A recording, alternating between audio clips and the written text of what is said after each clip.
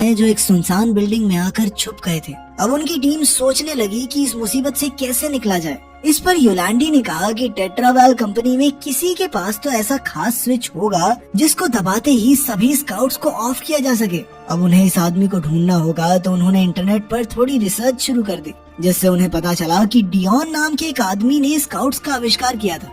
उधर डियोन अपने घर पर ही अपने नए प्रोजेक्ट पर काम कर रहा था और उसके रोबोट्स उसके खाने पीने और घर का ध्यान रखते थे। कई घंटे कोडिंग करने के बाद उसने एक ऐसा प्रोग्राम बनाया जिससे रोबोट्स के अंदर भावनाएं और दिमाग विकसित हो सकता है। मगर मिशेल को इसमें कोई दिलचस्पी नहीं थी, क्योंकि उनका सिर्फ हथियारों का बिजनेस था। इसलिए उसने डियोन को टेस्टिंग की इजाजत नहीं दी। अब डियोन काफी गुस्से में था। उसने जाकर स्काउट 22 को बाहर निकाला और गार्ड की टूल उठाया, जिसकी मदद से प्रोग्राम अपडेट किया जा सकता था। उसने सब कुछ अपनी वैन में रखा और बाहर चला गया। डियोन थोड़ा दूर ही पहुंचा था कि अचानक निंजा की टीम ने उसका रास्ता रोक लिया। उन्होंने डियोन की खिड़कियों के कांच तोड़ डाले और उसे जबरदस्ती बाहर निकाल कर बेहोश कर दिया। बाद में वो उसे अपने अड्डे पर ले आए और डियोन पर पानी डालकर उसे जगाया। निंजा ने उसे एक दो घूंसे मारकर चुपचाप स्काउट्स को बंद करने को कहा, पर डियोन ने बताया कि स्काउट्स तो हमेशा ऑन ही रहते हैं, उन्हें सिर्फ उनके सॉफ्टवेयर से ही बंद किया जा सकता है। लेकिन निंजा को उस पर यकीन नहीं था, इसलिए उसने अपनी बंदूक निकाल ली।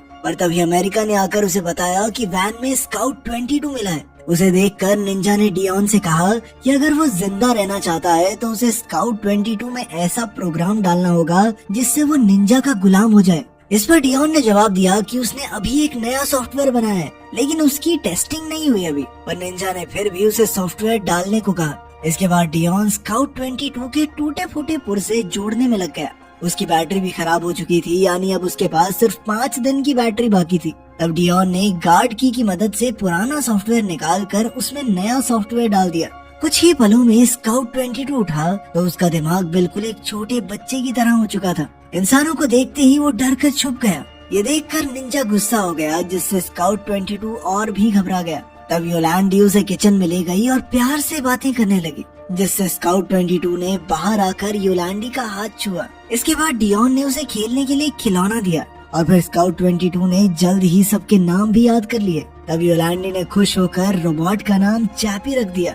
उधर टेट्रावेल कंपनी ऑफिस में विंसेंट को पता चला कि गार्ड की गायब हो चुकी है। उसने सिस्टम में देखा कि गार्ड की तो इस वक्त स्काउट 22 के अंदर थी। फिर अगली सुबह विंसेंट ने देखा कि डियोन इंटरनेट पर बच्चों को सिखाने के तरीके पर रिसर्च कर रहा था। जब विंसेंट ने डियोन के चेहरे पर घाव देखे तो उसने डियोन से गार्ड की के बारे में पूछा। तब डियोन कहने लगा कि रूल्स के मुताबिक वो विंसेंट को गार्ड की नहीं दे सकता। इस पर विंसेंट ने गुस्से में डियोन को टेबल पर पटक दिया।